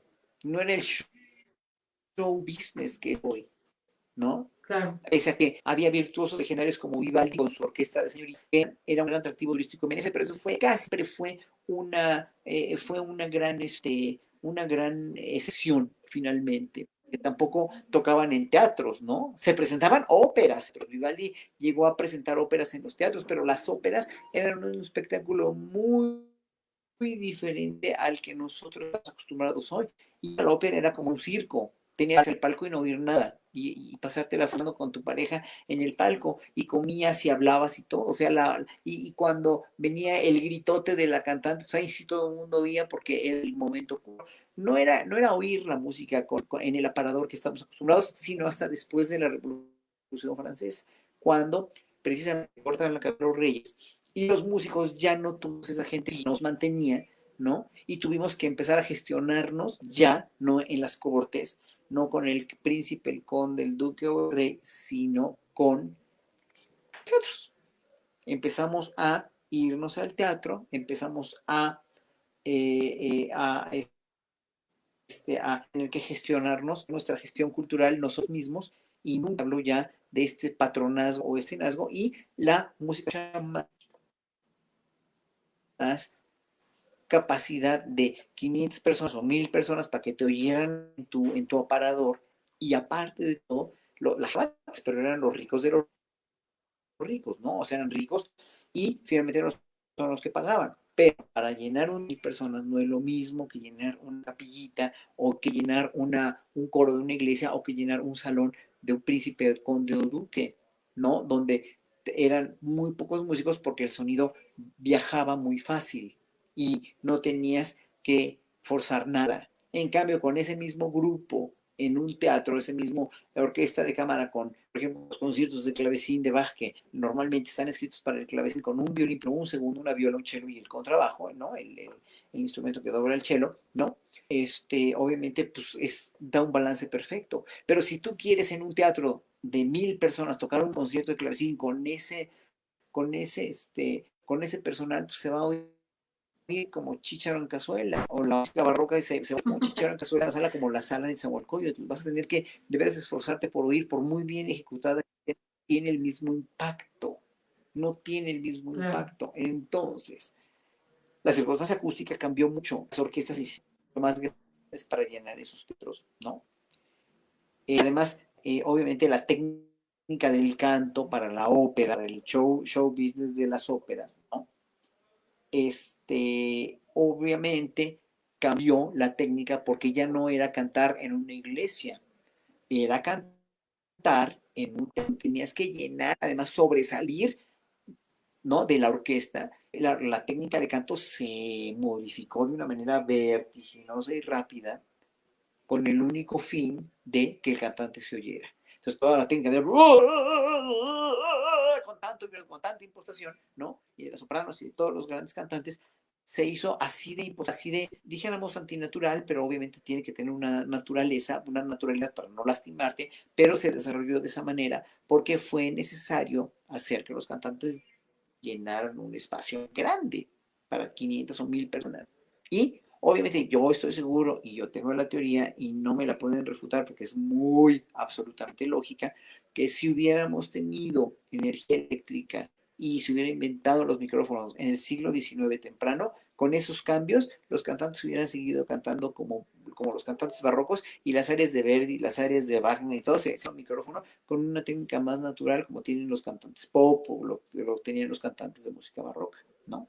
Toda la música entonces es reflejo de una circunstancia. Crean que se inventó después del 1 de enero de 1750, ya no hay barroco y es clasicismo y todo se tiene que tocar de otra manera. Esos son cuentos y patrañas y chaquetes mentales de todos los que inventan el tener la verdad, porque todo eso fue evolucionando muy lentamente, los instrumentos fueron evolucionando hasta modificarse para llenar las acciones, para satisfacer, perdón, las necesidades acústicas de lo que tenían en el siglo XIX, ya con los teatros, ya con más gente, ya con más público, los teatros más secos, se dejaron de utilizar ya también por esta cuestión de necesidad expresiva, instrumentos como la flauta dulce, como la viola de gamba, como la tiorba, como el laúd, como la vihuela, ¿no? Como el clavicordio, no se usó nada más que practicar en casa, pero se dejaron de utilizar todos esos instrumentos que les mencioné porque ya no les satisfizo estéticamente ni con las necesidades que tenían en el siglo XVIII de la transición del barroco a la transición del clasicismo. No sé si hay alguna otra pregunta. ¿Hay alguna sí? No veo preguntas. Aquí una muy buena. ¿Qué se debe hacer? Dice Federico Carmona. ¿Qué se debe hacer para incrementar los estudios de flauta de pico? Pues son muy pocos. A ver, ¿para qué, perdón? ¿Para implementar o para incrementar? Incrementar los estudios de flauta de pico. Ahí está en la pantallita también. ¿Para incrementar en dónde? ¿En las escuelas profesionales de música? Pues no lo aclaró muy bien. A Yo creo ver, que habla de la una Superior de manera general, Música ¿no? ya tiene. Bueno, lo que pasa es que están hablando de instrumentos que tienen muy poca, y lo voy a decir aunque sea mi instrumento y me duela mucho decirlo, los instrumentos como la flauta de pico, como la guitarra incluso, ¿no? Como muchos de los instrumentos, el mismo clavecín, la misma forma, ¿no? Hay unos instrumentos como la gamba en un momento dado, ¿no? Pero sobre todo hablo de la flauta de pico, voy a hablar de lo que sé, de lo que yo les conozco y les manejo, ¿no? Lo más Ujú. importante que sepan es que la flauta dulce es un instrumento que nunca fue un instrumento preponderante ni en el Renacimiento ni en el Barroco. O sea, en el Renacimiento se usó la flauta dulce con todos los otros instrumentos para doblar las voces de la iglesia, ¿no? Y se hacían consorts o conjuntos de flautas que doblaban las voces de la iglesia, que es música polifónica y eventualmente música de danza. Obviamente ahí tenemos un repertorio bastante nutrido, ¿no? Bastante nutrido, que es importante el repertorio de consort. Luego tenemos el repertorio del siglo XVII, que es escasísimo, cuando de la transición del Renacimiento al Barroco. Mejor que está escrito para flauta dulce son las variaciones de Jan Jacob van Eyck, un flautista ciego holandés del siglo XVII, nació en 1589, murió en 1600 y cacho. Era un flautista ciego que tocaba en velorios y en ceremonias en Utrecht, en Holanda, y que dejó un par de volúmenes de flautistas o de las flautas. Y son variaciones sobre temas populares. Pero como no era un gran compositor tampoco, o sea, las variaciones que hizo son muy buenas y llegan a ser muy difíciles, pero se te acaban en un momento dado. O sea, sí es muy Claro. lindo Fanae, que es muy importante para la flauta dulce. Es un compositor menor también. Y luego también había en Italia, en el advenimiento del barroco, que es muy importante época, porque ahí se desarrolla en Italia, se gesta el barroco, que es la transición de veras a una modernidad de la música en Italia. Este, mucha de la música instrumental, o sea, el advenimiento de los instrumentos se hace preponderante también y se empiezan a escribir muchas obras para X instrumento soprano, empezando por los violinistas, ¿no? Pero, ¿no? Sonata a soprano solo le ponían, ¿no? Puede ser un violín, una flauta, un corneto, ¿no? Y en otro momento también escriben los compositores ricercatas o ricercares, que los ricercares o ricercatas no son otra cosa más que una improvisación escrita, que son antecesores del preludio. Ricercata o ricercare quiere decir encontrar, ricercare quiere decir encontrar, buscar, buscar, buscar, y encontrar la afinación, calentar dedos, etcétera, etcétera. O escriben variaciones por canciones populares también con bajo continuo, que era algo muy en la Italia del siglo XVII, ¿no? También, pero son obras que no son exclusivamente para la flauta dulce, se pueden tocar en violín, incluso ni caben en una flauta dulce, entonces tienen que transponer, ¿no? En un momento dado no son tampoco obras ni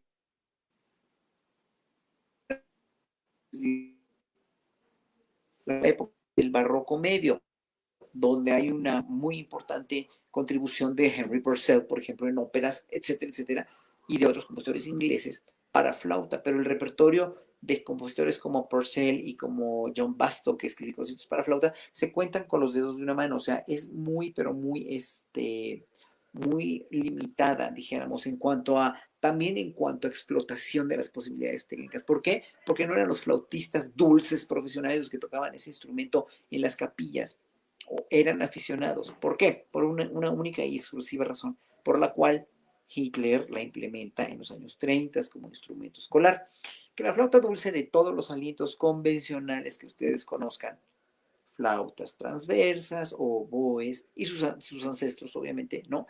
Cornos, trompetas, fagots, clarinetes, etcétera, etcétera, etcétera. Todos los instrumentos de viento del convencionales, todos tienen una resistencia que se controla con la boca y insuflarlos, que es soplarlos, y sacarle sonido es muy difícil.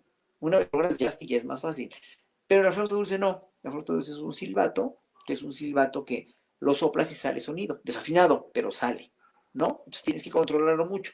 La flauta dulce es el instrumento más fácil de soplar, pero más difícil de controlar. Y eso Anita Davey, que está por ahí, pues ya lo sabe. Los colegas lo saben. Todos lo sabemos, los que tocamos flauta dulce. Pero no se les ocurrió tampoco en el barroco decir, bueno, vamos a escribir mucha música difícil para los virtuosos de ese instrumento, porque no había, eran los oboístas que cambiaban a la flauta dulce, ¿no? Y ya, o eran aficionados también. ¿Y qué música se escribe para los aficionados? ¿Conciertos difíciles? Pues no. ¿Sonatas muy difíciles? Menos, ¿no? Escribe obras fáciles para que los aficionados compraran la música y la pudieran tocar. O sea, funcional, totalmente business, ¿no? En el barroco también con la imprenta, que era muy cara. Y entonces lo que pasa es que en ese sentido, la flauta dulce solamente tiene un repertorio de muy pocos conciertos que sobreexplotan o que explotan a bien, y todas las posibilidades técnicas expresivas que son los conciertos conciertos de Telemann, ¿no? Unos que son con flauta fagot, flauta violín, flauta y corno, ¿no? Un flauta y flauta transversa. Muchas de las cantatas, o varias de las cantatas Bach tienen partes muy padres para la flauta dulce, pero para de contar. O sea, si hubiera sido un instrumento que Bach hubiera tomado en cuenta para componer, hubiera escrito un concierto para flauta dulce, carajo, ¿no? O hubiera escrito sonatas para flauta dulce bajo continuo. ¿Cuántas sonatas tiene Bach para flauta dulce bajo continuo? Ni una. ¿Cuántas obras tiene Bach para flauta dulce sola? Ni una. Todas las tenemos que adaptar a la flauta dulce. No tenemos repertorio. Punto. Le duela a quien le duela. Vivaldi es el que más conciertos compuso, por fortuna, bendito Vivaldi, porque se compuso conciertos para la bicicleta de tu abuelita. Digo, no compuso conciertos para la bicicleta de su abuelita porque no sonaba, pero si no hubiera podido, si hubiera podido, lo hubiera hecho. Vivaldi era un explorador sonoro maravilloso. Y una de las discípulas infantas que tocaban con él, o en el Hospital de la Pietà, era una flautista decente, le hizo el proceso soprano, etcétera, etcétera. Después se deja de usar, y ¿cuál es el problema? Se vuelve a utilizar otra vez en el siglo XIX con el advenimiento del redescubrimiento de los instrumentos antiguos, ¿no? Por varios músicos en Inglaterra y en Alemania, Carl Dolmetsch entre ellos, ¿no? El Dolmetsch famoso de Inglaterra. ¿Y qué es lo que pasa? Vuelve a ser otra vez un instrumento para conocedores de la música, para aficionados, no para profesionales. ¿Por qué? Porque ni sabían ni les interesaba, porque en esa época pues, no había ese ojo profesional de la música hacia la música antigua. Estaban en pleno impresionismo, entrando a la plena época de la impresión y de los lenguajes modernos de la música. ¿Qué les iba a importar la pinche flauta dulce? Nada más que a los aficionados y a los musicólogos. Después viene la Primera Guerra Mundial y se cae todo el lado de la house music, ¿no? De la música en casa. Viene la segunda, se empieza los años 20 y se empieza un poquito más, y viene la Segunda Guerra Mundial, dijo, esto es el Volksinstrument, el instrumento del pueblo, ¿no? Y ahí fue donde finalmente le dio, no le dio la torre, porque la ponderó como instrumento escolar las primarias de la Alemania nazi, y fue ahí donde después se implementa en México como instrumento escolar. Bueno, voy a esto. Es un instrumento que no tiene ninguna cabida en una orquesta sinfónica. Un instrumento tiene un repertorio solo muy brillante, muy vasto, más que hoy por hoy en música contemporánea, ¿no? ¿Cuál es el porcentaje de ese público que va a oír música contemporánea? ¿No? Ok, lo hay y yo lo pondero y lo toco, etcétera, etcétera, pero no es el instrumento por excelencia. De tal suerte que lo que tienes que hacer para entender bien a la flauta dulce, si vas a formar flautistas, por favor, forma buenos flautistas que se puedan ganar la vida tocando. Si no, van a acabar dando clases en una escuelita. No está mal, pero, pero obviamente los grupos tienen que ver cómo se van a hacer. Igual que la guitarra, aunque la guitarra tiene un repertorio mucho más extenso, nada más con las obras de Caruli, Giuliani, Tárrega y Sor, tienen un repertorio precioso del siglo XIX, ¿no? Y el repertorio del siglo, adaptaciones de todas las obras de Laúd de Bach, de obras de clavecín de Bach, de obras de lo que quieran de Bach, ¿no? Polifónicas, que nosotros también las podemos hacer, yo de hecho las hago, ¿no?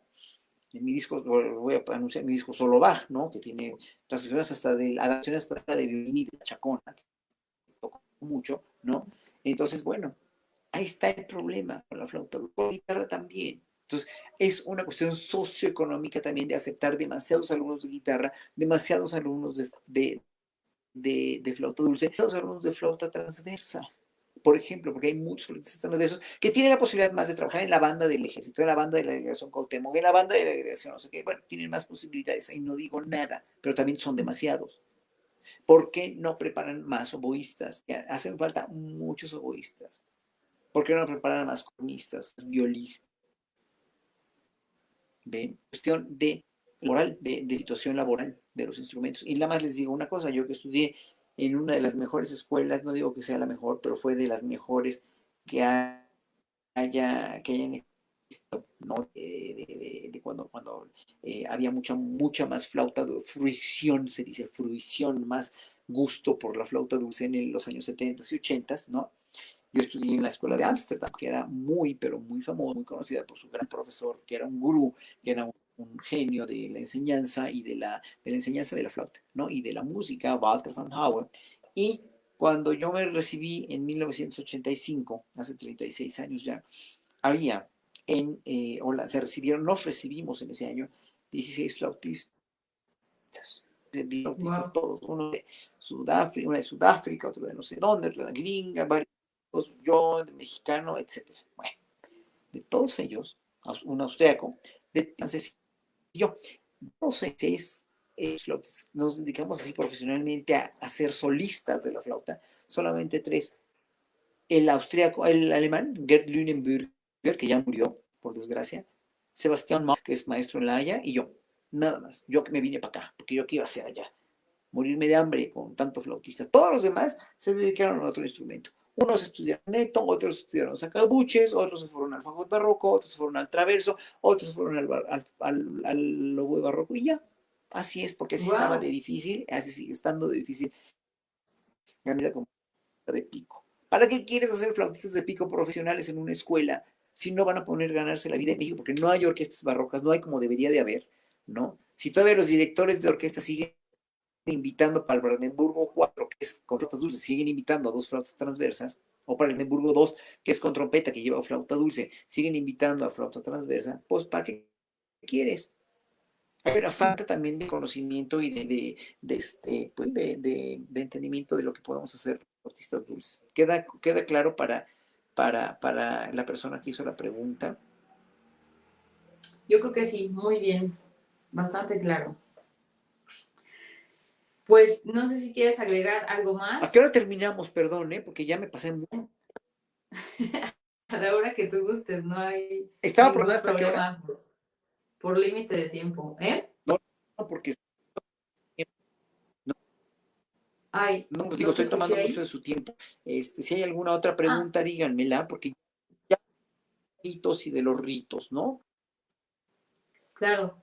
No, pues si quieres bueno, voy a empezar a, a mencionar los varios comentarios que me salté y pues ahí vamos viendo, ¿no?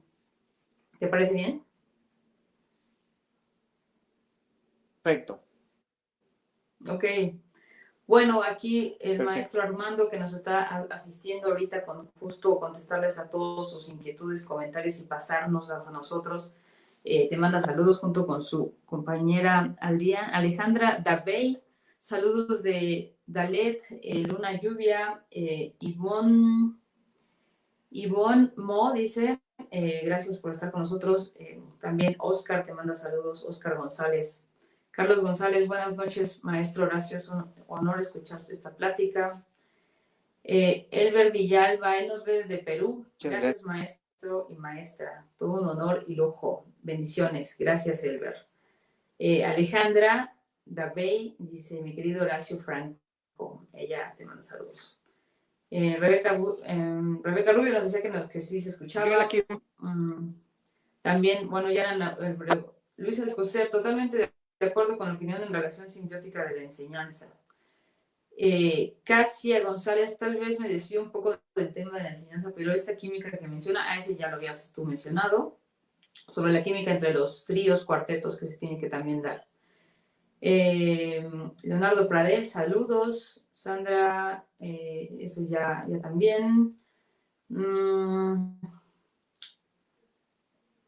El maestro Luis Iván, que nos envió saludos, gracias por sus comentarios.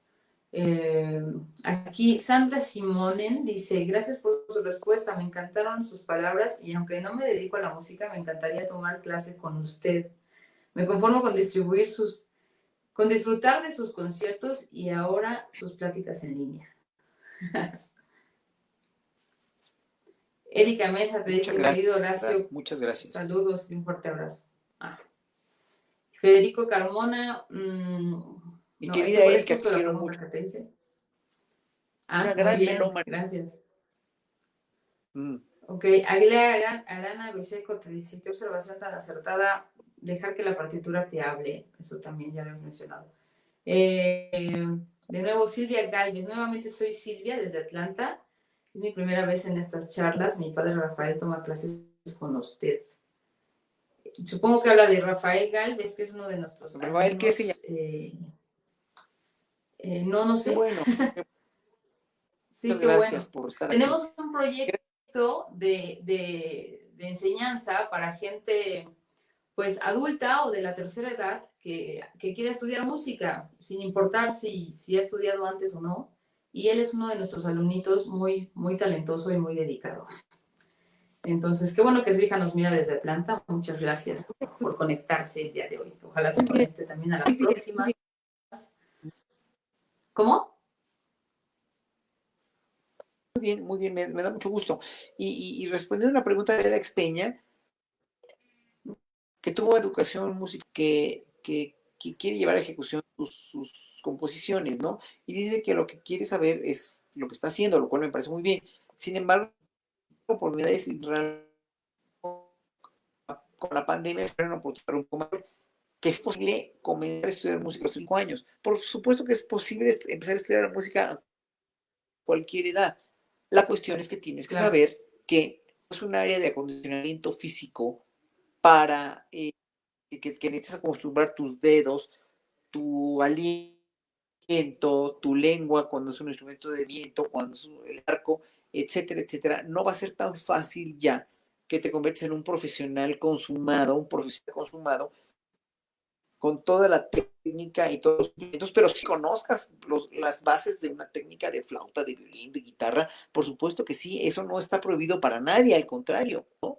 Yo ahorita a mis 57 años me encantaría aprender a bailar danza clásica, pero si yo quisiera vivir de la danza clásica, no podría, porque ya mis huesos ya no están acostumbrados a eso y me da un raso que me fracturo todo el cuerpo, ¿no? Acabo sin esqueleto, pues, ¿no? Entonces, no voy a pretender hacer eso, pero si yo quisiera estudiar danza clásica, pues los rudimentos, así en un grupo de gente de la tercera edad para aprender a aprender danza clásica o gimnasia, por ejemplo, que no voy a llegar a las Olimpiadas, no, porque no me interesa, que no voy a vivir de eso, pues tampoco, pero voy a saber y voy a conocer. Claro. No, y precisamente por eso lo hicimos, porque sabemos que hay mucha gente que quiso dedicarse de joven por la familia, el trabajo, estudiar otra carrera, lo que sea, proyectos personales. Ya no lo hizo y muchas veces se cree que ya es tarde, ¿no? Que ya estoy viejo, ya estoy grande o no le voy a entender, es muy difícil. Y pues justo romper con todos esos mitos, ¿no? Claro, como tú lo dices, no va a ser tal vez a un nivel profesional, pero se puede acercar uno a la música a la edad que sea. Luis Guillermo, un gran flautista de pico también, nos saluda. Saludos a los dos. Un gran compañero mío en la Facultad de Música. Mucho gusto, Saludos, encantado. Luis.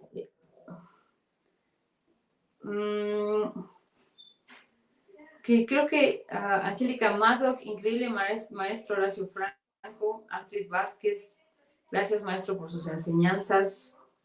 Jack Bell, increíbles consejos para Gracias a nosotros los ustedes. estudiantes de música. Gracias. Silvia, otra vez, muchas gracias por el consejo. Isabel Briseño, muchas gracias, profesor. Espero saludarlo próximamente en el concert. Tati, que nos había enviado el saludo, nuestra gran coordinadora.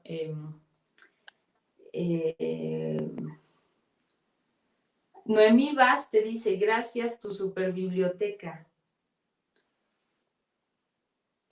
Y ya, o sea que le encantó. Pues muchas Ok. gracias. Y aquí Rebeca Rubio, una integrante de este proyecto del que te hablé para los adultos mayores, te pregunta, maestro, ¿nos puede hacer el favor de hacer un resumen breve de los peldaños de la pirámide? Muchas gracias. Dolores Álvarez te saluda. Otra vez lo Y resumo. por favor.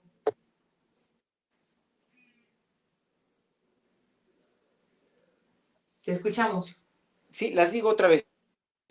Andrea, ahí voy. La base de la pirámide es la buena.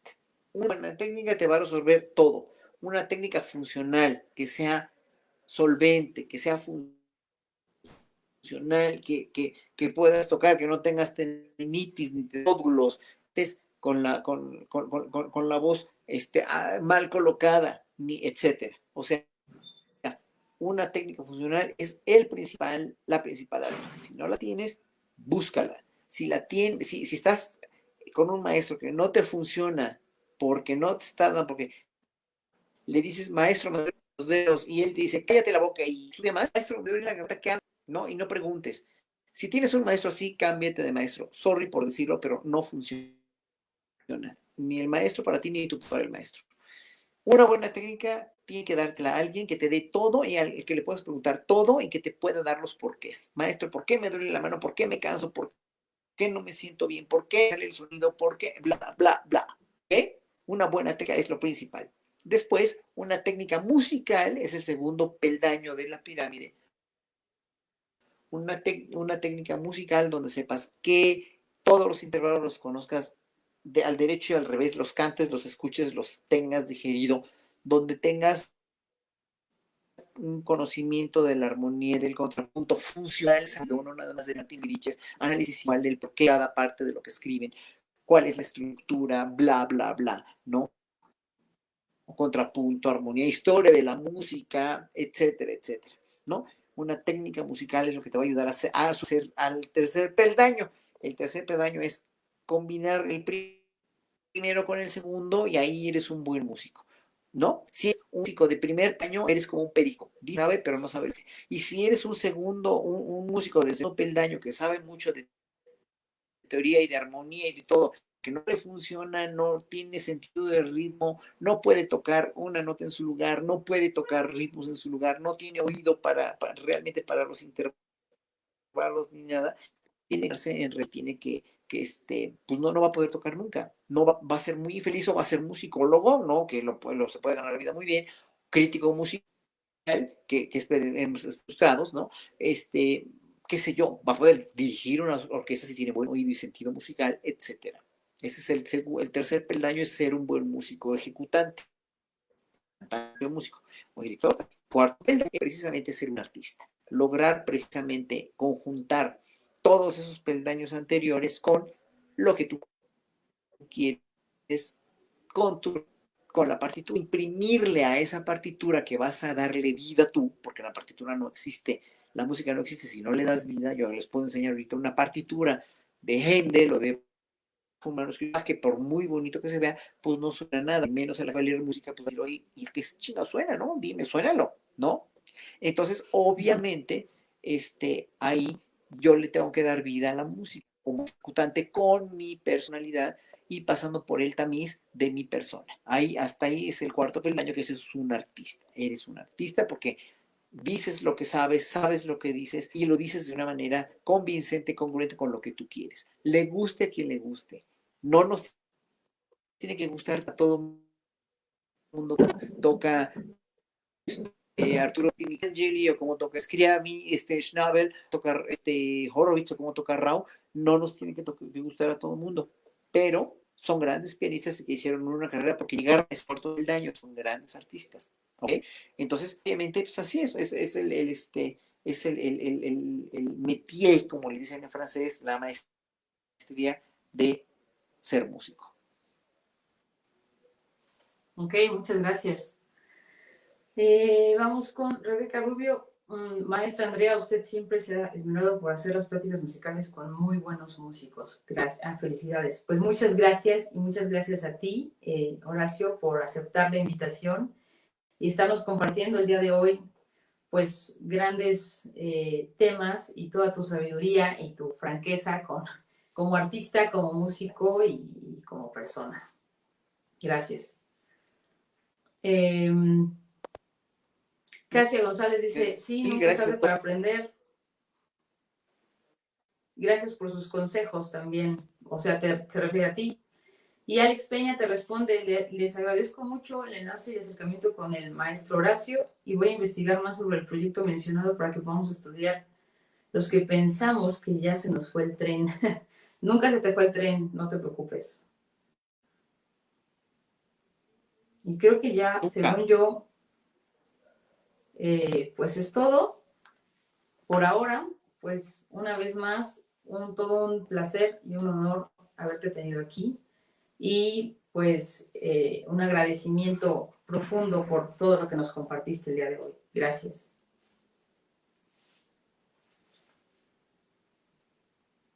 Muchísimas gracias a todos. Estoy a sus órdenes en Twitter como Horacio Franco, en Instagram y en Facebook como Horacio Franco Flautista.